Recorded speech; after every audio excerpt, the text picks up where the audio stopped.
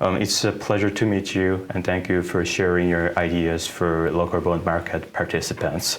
And okay, let's start with the first question. And would you tell me about yourself and about your company for South Korean investors, please? Yes, of course. My name is Sonal Desai. I'm the Chief Investment Officer for Franklin Templeton Fixed Income. And this is one of the companies under the Franklin Templeton Group. It is an investment manager which manages close to $1.5 trillion globally. And we have been here in Korea for, I think, it must be more than 25 years now. And I'm very excited to be here and share my thoughts. Thank you for having me. Thank you. $1.5 trillion is it's an amazing number, and Franklin Templeton is well known for its competent bond fixed income investment globally. Would you please tell me about your investment philosophy and strategy? Yeah. Yes. So different companies under the different investment managers under Franklin Templeton have different philosophies. Franklin Templeton Fixed Income, our philosophy, we are there to try largely to focus on risk management and delivering returns which we hope will be better than markets when markets fall. And when markets rise, we hope to be as good as markets. So in a sense, what we are really focused on is downside protection for investors. I think that traditionally, this is what fixed income used to deliver. But over the last 15, 20 years, people have started wanting from fixed income something which looks more like equities. That's not fixed income. Fixed income is actually supposed to be a little boring. It should not be. It should not be too exciting. However, the returns delivered from fixed income is very attractive. So South Korean pension funds like MPS, they want to grow their investment in global bond markets. What is your advice for them when they want to invest fixed income in foreign fixed income? Yeah. I think that actually for any bond investor, whether they are American bond investors or Korean bond investors, globalizing the portfolio is one way of diversifying your risks, because automatically for a Korean-based investor, there is a lot of exposure to local economy, local risks. Diversifying globally allows you to take advantage of very different economic cycles which might be present in different countries. I think it is an excellent choice, and I think pension managers around the world are coming to similar ideas of globalizing their portfolios. In global bond markets, the benchmark, the US 10-year, that had risen a lot. And what is driving the 10-year yield right now? So, I think this is a really interesting question. It's been a long time, I'd say, since the global financial crisis, that markets became very used to the idea that 10-year yields would be very, very low. Fed funds, so the short-end yields were very low. They were zero for so long. And finally, the Fed started raising rates. But I think markets became used to the idea that the Federal Reserve was always going to print money, a lot of money, and essentially force the yields to be very low by buying bonds. And I think that has come to an end. That is the true change that has happened in the post-COVID period, the emergence of inflation, and then slowly we see that even as the Fed has raised rates, the economy has not slowed down so much. And in fact, inflation has not come down so much. It's come down, but we are not at 2% yet. So I think these are two of the factors, but then there are two more factors as well, which I think drive the 10 years. And I think the 10-year yield, by the way, could go higher still. One is that fiscal policy in America is extremely loose. People have not focused very much, again, because for 15 years it never mattered. Now it matters. And the issuance which comes from the Fed is enormous. When I think about how fiscally conservative, for example, very, very careful most Asian governments are. If I look at Korea, we're looking at fiscal deficits, which are really quite low. In the US, we're looking at 3 and 4 times as high fiscal deficits. So that's one piece. And the last piece, I would say, as Japan starts changing its monetary policy, we might start seeing outflows from US bond markets. And that's the last reason that I think. So you explained why the 10-year could go higher. So I want to know about the lever, and every investors want to figure out about the peak of the 10-year yield. And someone says it may go up to 4.75%. Someone says even 5%. What is your? Do you agree with this idea? I actually do. I have a lot of sympathy for that view, and let me explain why. If I look at where Fed funds are today, the short end, Fed funds is basically sitting between 5.25 and 5.5 right now. I don't think the Fed will raise in September. It might not raise again, but it's 5.25, 5.5. Against this, I look at a 10-year, which is at 4.25. So you are actually looking at over 100 basis points yield curve inversion. Yeah. Normally, that means you're going to get a recession. Yes. The economy is doing quite well. Yes. I don't think we're getting a recession, not near term.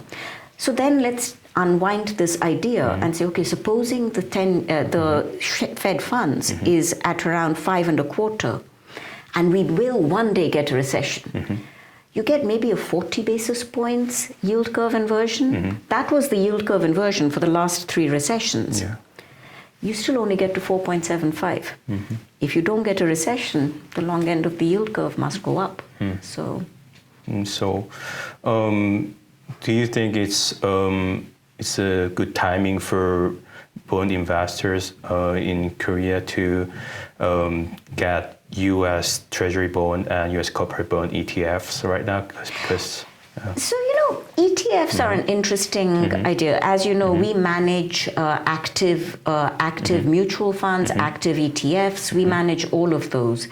Within the ETF world, though, the larger part of ETFs tend to be passive. And excuse me, but here I think one needs to be a little careful with passive ETFs, because especially with corporate bonds, at a time like this, you don't want to buy every bond.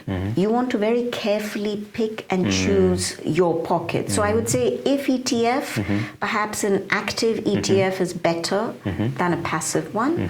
But I would keep in mind that ETFs come with convenience, but if it's passive, they also come with some risks. I see. So let's talk about the monetary policy. According to Few Investment, the Fed is going to hike the rate one more time in November, and they're going to do 75 BP rate cuts in next year. So some says it's not going to happen. And what is your view on the course of the central bank's policy? Yeah. So I think that actually right now, given that we've had a little bit of milder data, so it looks like the labor market in the US is adjusting. It's not enough to be a recession, but it's good adjustment. We need to see a little bit of weakening in the labor market. It was too strong. That makes me think the Fed will not raise in September. And I think there is a big question mark over November, because I think the Fed will be looking at data to see. Now, if we see the recent increase in oil prices translate into another round of inflation, then we maybe get one more hike. But supposing we don't see that extra inflation, the Fed may choose to still stay on hold even in November. But I still don't think they will say it is the end of the cycle. I think they will still wait to see, does inflation come down more? Now, next year and the rate cuts next year, some in the market think there will be 75. The market a little while ago was thinking 150. I did not buy any of those. I think maybe we get 50 or 75, but I think they will only be in the second half of next year. And that's assuming that we get a continued weakening in the labor market. Because if the economy stays in its current pace, where growth is 2.5%, unemployment remains 3.5%, 4.5%. That means the economy is taking the higher interest rates. We aren't seeing a negative impact. So the Fed may not cut as soon as markets are expecting. I want to ask you about Korean bond market. So what is your view on Korean treasury market? And because our government is trying to improve the clearance system for global investors and to keep them continue entering our market, and we really want to make our KTB attractive for global investors. And I want to hear about your view on the KTB, and do global investors prefer Korean corporate bonds issued by large companies and banks? I want to hear about your ideas on corporate bonds too. So, more broadly on the Korean markets, what I would say is that any changes which make it easier to invest in a bond market are welcome to international investors. I will put that to a side and then say that if I look at the KTB market today, we would be looking at the growth outlook, at the policy outlook, and from these perspectives, we think that the central bank, the NBK, is likely to stay quite hawkish because inflation is still a little bit sticky. On the other hand, we don't see a rush to cut rates, but equally, even though inflation has not come down too much, there is enough potential concerns that perhaps the semiconductor cycle is bottoming out over here, that potentially the NBK will also not raise. So you are in a situation at this stage where it starts becoming interesting to come into the bond market. We don't think there will be rate cuts until sometime next year, and I don't think there will be a big rush to get rate cuts. But having said that, one element of it is the rates. The other element of it, of course, is the FX. And if we look at the FX over the medium term, we think there is good value in the Korean won because it isn't only about semiconductors. There's this other big cycle, which is to do with electric vehicle batteries. And here, from both a geopolitical perspective, because the US is favoring countries which have FTAs, and the fairly strong desire in the US and Europe to diversify supply chains, all these actually are very positive from a Korean perspective. So these are factors which over the medium term we believe make the Korean market more attractive. Thank you. This is our last question. So would you tell me about Templeton's commitments to South Korea? As I mentioned, as we started, we were one of the first foreign investors to establish an office here. It's been over 25 years that we have worked in South Korea. We are extremely happy to be here. Very recently, we also became the first foreign investor to open an office in Jeonju, where the NPS is. And this is something we are very proud to have. Do you have any message for your potential clients or South Korean people? I would say for our potential clients and our current clients, we thank our Korean clients very much because they entrust us with the funds of Korea. So we have clients within Korea and they are entrusting us with the funds of the Korean people, and we are very pleased that we have that trust.